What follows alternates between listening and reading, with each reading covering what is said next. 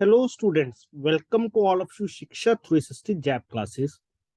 And in this session, we have to discuss the second part of our MCQ discussion on the Indian economy.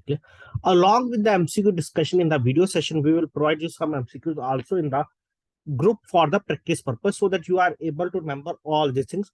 First of all, I request all of you go through the notes provided in your group. Only after that you are able to understand all these things properly.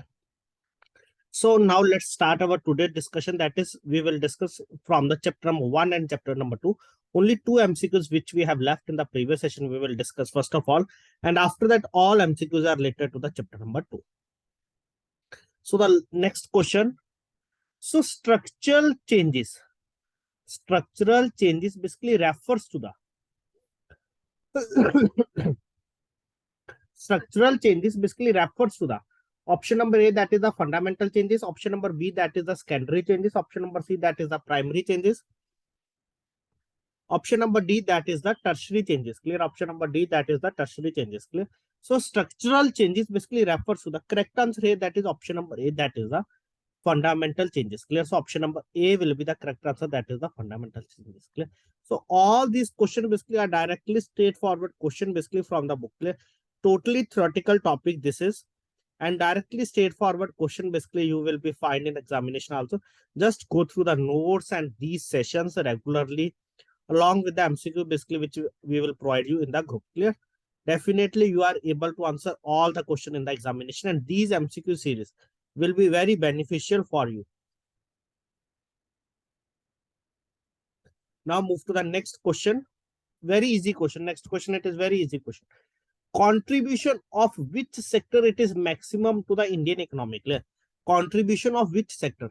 Primary sector, secondary sector, tertiary sector, or none of the above? Clear? In simple language, I will say that primary sector, that is the agriculture sector or agriculture related allied activities also. Secondary sector, that is the manufacturing sector.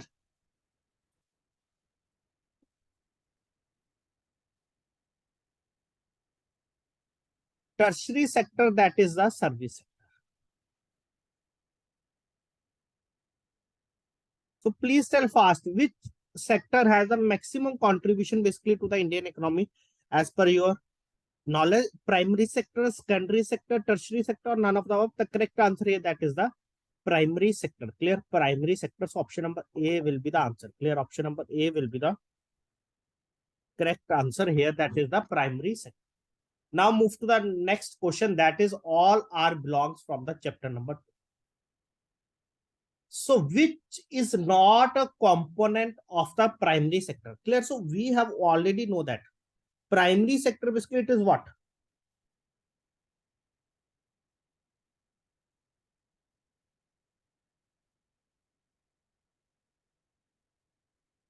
Primary sector basically what? That is related to the agriculture. Clear? That is related to the agriculture or agriculture allied activities.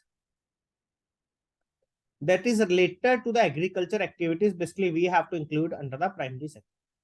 So construction, it is related to the agriculture sector? No. Agriculture, it is related to that. Forestry, it is related to that. Fishing, it is related to that. Clear? So option number A will be the answer here. Clear? Option number A will be the answer here. That is the construction, which is not a component of the primary sector. Clear? Which is not a component of the primary sector. So option number A will be the answer. That is the construction. Clear? Option number A will be the answer. That is the construction. It is not a component of the primary sector. Clear? Option number A will be the answer here. Now move to the next question. So before moving towards that, let's here discuss some of the basic things regarding the primary sector and the secondary sector. So primary sector basically what it tells that. So this sector basically includes all those economic activities. Clear? So this sector basically includes all those economic activities where there is the direct use of the natural resources as agriculture, forestry, fishing, fuels, metals, minerals, etc. Clear? Basically where there is the direct use of all the natural resources such as agriculture, forestry, fishing, fuels, metals, minerals, etc. And agrarian economy exists when the agriculture sector, that is one of the key sectors, provides at least 50% of the country's national revenue and livelihood. Clear? This sector basically provides at least 50%, clear, at least 50% of the country's national revenue and the livelihood, clear, country's national revenue and the livelihood.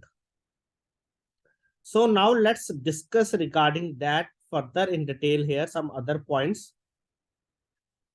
So primary sector basically what it constitutes. So primary sector basically constitutes here, that is agriculture, forestry and fishing, clear. So all these things we have agriculture, forestry and fishing. So A will not be the part of the primary sector. Now next one, that is secondary sector. This one, it is also known as the manufacturing sector, clear. This sector, it is also known as the manufacturing sector. So it includes sorry. So it includes all the economic activities that involve the processing of raw materials, clear. So it includes all the economic activities that involves the processing of raw materials extracted from the primary sector are also called as the industrial sector, clear. All the raw material basically from where they will take, from the primary sector. So manufacturing, one of its subsectors, has proven to be the largest employer in the Western developed economies, clear. So manufacturing, one of its subsectors, have proven to be the largest employer in the Western developed economics. And industrial economy basically it is one, clear. And industrial economy basically it is one in which the secondary sector generates at least half of a country's national GDP and employment, clear. So an industrial economy basically it is one in which the secondary sector basically generates at least half of the country's national GDP and employment, clear. Country's national GDP and employment, clear. So kindly remember all these points to be here. Now move to the next point. Next question, sorry. Quaternary sector, it is a part of the, clear. Question basically what it say, that quaternary sector, it is a part of which section, clear. Basically it is a part of which sector, we can say that. So here agriculture sector, service sector, industrial sector, foreign sector, clear. So here 4 sectors are to be available here, that is first one, that is the agriculture sector, second one, that is the service sector, third one, that is the industrial sector, fourth one, that is the foreign sector here. So now let's discuss regarding that, what will be the correct answer and what is the meaning of this sector. The correct answer basically it is a part of the service sector, clear. Quaternary sector basically it is a part of the service sector here. So now let's discuss regarding that little bit new, as it seems new to us. So quaternary sector, clear. Quaternary sector basically it is a part of the service sector. This one it is also. So this sector basically it is also known as knowledge sector, clear. This sector basically it is also known as the knowledge sector, clear.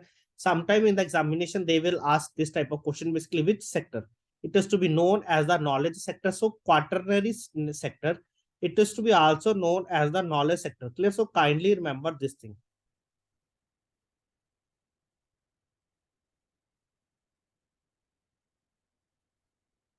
Further, so this category includes activities such as teaching, research and development, clear. So this category includes such as teaching, research and development.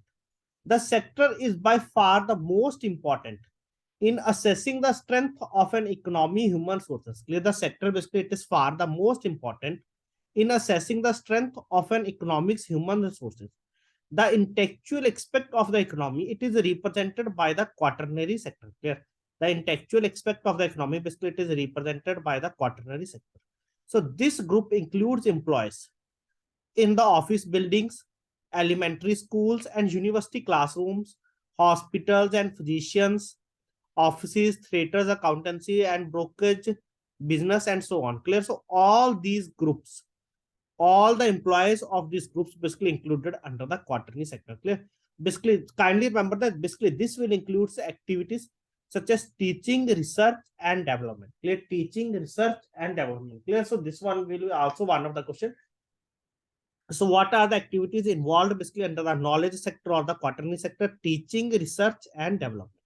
Next one, that is the Quinary sector, clear. Quinary sector basically it includes activities in which the key choices are to be made, clear. So basically it includes activities in which the key choices are to be made, clear. So it includes the highest level of decision makers in the governments, including their bureaucracy and the private corporate sector. Clear? So basically it includes the highest level of decision makers in the governments and the private corporate sector.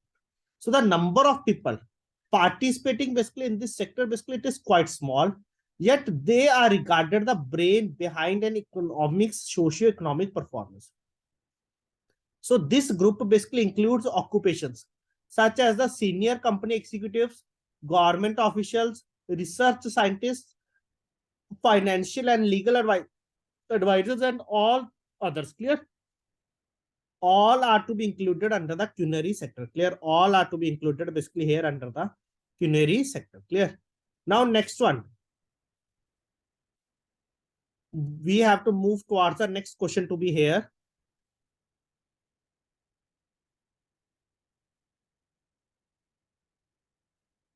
Regarding the revolution. Clear? Very, very important. Clear? In the examination, definitely you will get one question regarding the revolution. So black revolution, basically it is connected to. For the X, basically we will have to discuss regarding the silver revolution. Clear? For X, that is regarding the silver revolution. And father of that revolution, basically there is some deep knowledge required, but as per the book, that is Mrs. Indira Gandhi. Clear? Father of silver revolution. Indira Gandhi. Banana, it will not. Black, that is petroleum. Clear? Petroleum, it is connected basically with respect to the black revolution. Clear? So who is considered to be as the father of the black revolution? Kindly comment fast in the comment section who is considered to be the father of the black revolution. Clear? These types of questions definitely they will ask you in the examination, and you will remember only if you will participate actively in these discussions. Clear? Otherwise, no cramming basically will be helpful in the examination if you will not actively participate. So here there are the different revolutions like green revolution, that is related to the agriculture. MS Swaminathan, clear? Father of the revolution. White revolution, that is regarding the milk or dairy products. Launches of the Amul also, clear? Basically it is comes under the white revolution, clear? Mr. Vergris Kurien. Yellow revolution, that is oil seeds or pulses. Sam Pitroda. Blue revolution, that is regarding the fish and Dr. Arun Krishnan. Golden revolution, that is regarding the honey or horticulture. Mr. Nipak Tutgej. Silver revolution, which we have discussed, that is regarding the X, Mrs. Indira Gandhi. I will discuss in detail regarding this point, clear, in the upcoming slides with the help of one question. Pink revolution, that is pharmaceuticals, prawns or onions, Mr. Durgesh Patel, clear? Mr. Durgesh Patel, clear? That this one, that is black revolution, that is the petroleum. Clear? Here as such there is nothing any mention regarding the father of this revolution, so we have not to remember. Clear? As in the, if you are going to search with the Google, you will get, but here we have not to remember these things. Clear? Whatever basically available with the book, we have to go with the only. Like this is recently updated, that is protein revolution, agriculture higher production, that is this term, it is coined by Mr. Narendra Modi. Clear? So this is the latest terminology, so you have to be remember this one also. Clear? Coined by the Mr. Narendra Modi. Clear? So please remember these types of the terminology so that you will be able to answer the question in the examination.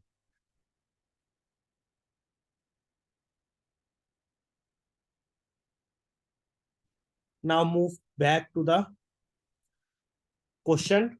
So which sector contributes most to the national output? That is, just we have can say that basically which sector basically contributes most to the national output, or we can say that to the GDP. Agriculture, industry, manufacturing and services. Clear? Contributes most to the national output, that is GDP. Please tell fast what will be the correct answer. Agriculture, industry, manufacturing, services. Clear? So the correct answer here, that is to be the service sector. Clear? Option number D, that is the services. So now let's discuss how much contribution of each sector here. So by the late 90s, India has transitioned from the agriculture dominance to the services supremacy, with the services accounting for over half of her national GDP. Clear? With the services basically accounting for over half of her national GDP. So the agriculture sector accounts for barely 18%, clear. Primary sector, that is 18% of the total GDP. Service sector, that is, or we can say that the tertiary sector, more than 55%, clear, 55% plus. While the secondary sector, that is the manufacturing sector or the secondary sector, contributes the remaining 27%. Clear, secondary sector basically 27%, and out of that, only 14% specifically from the manufacturing sector. Clear, specifically from the manufacturing sector. There is very less manufacturing in the country. Clear. And service sector, it is continuously rising, but manufacturing sector very less. Clear. It means that we are very less focusing on the manufacturing. Clear. Just we are providing the services, but very less focusing on the manufacturing. Clear. So what will be the correct answer here? That is, they are asking basically which sector contributes most to the national GDP. That is the service sector, 55% plus. This is to be manufacturing. It comes under the service. Basically, your industry, like this is to be same. It is 18%. Okay. So now move to the next question. Question number 19. Which sector provides maximum employment in the India? Clear. So earlier question, that is which sector contributes most to the national GDP. This question basically it is little bit different. Which sector basically provides maximum employment in the India? Clear. That is maximum employment in the India. Basically, which sector will provide here? Option number A, that is the agriculture. Option number B, that is the industry. Option number C, that is the construction. Option number D, that is the services. Clear. So here we know that services sector basically will provide the maximum contribution to the GDP.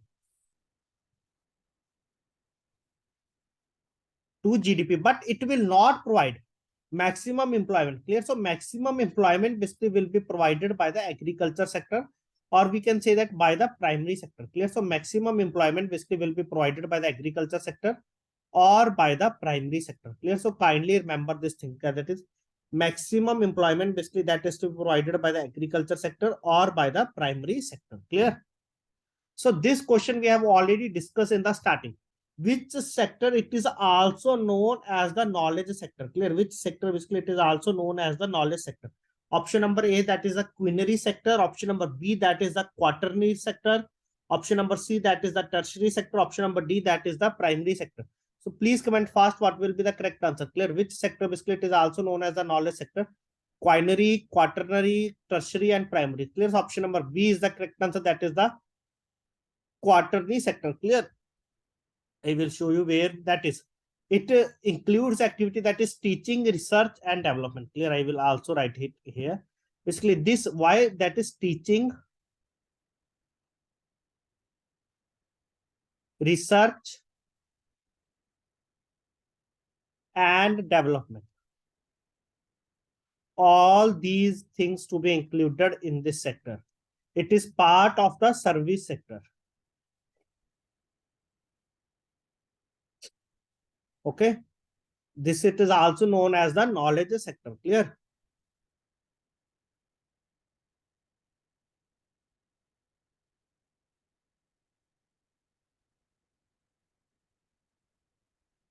So kindly remember all these things to be properly. Now move to the next question.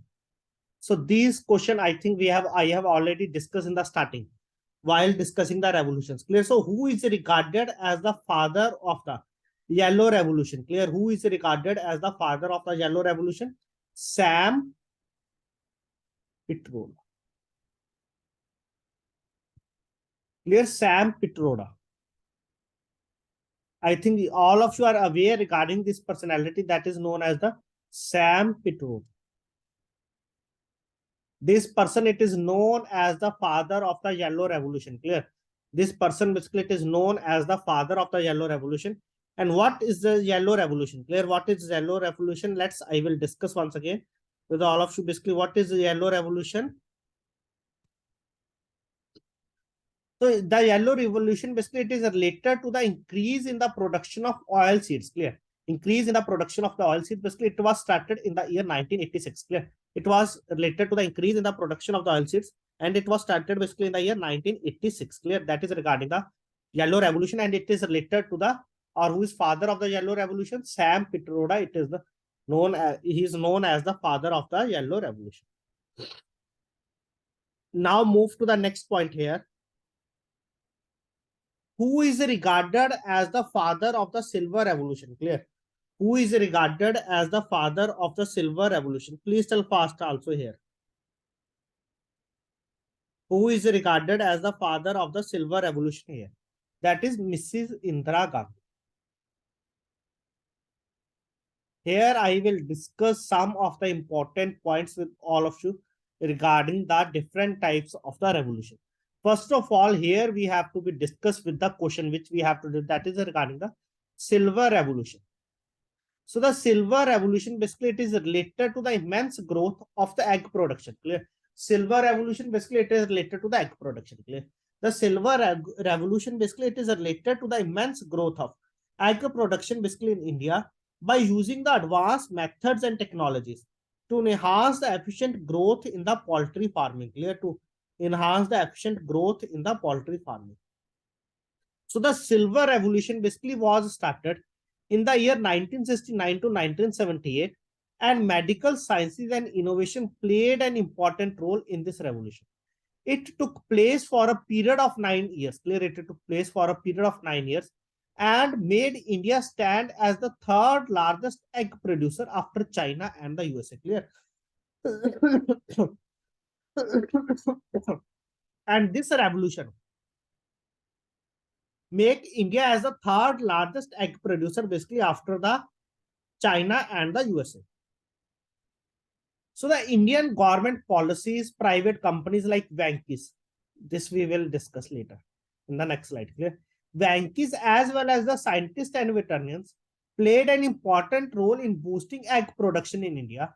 The scientists led the specular silver revolution by the hybrid of cocks and hens. Clear? By the hybridization. Clear? Like green revolution, it is also due to the hybridization of the wheat, which results in the increases in the poultry production. Clear? Which results in the increases in the poultry production.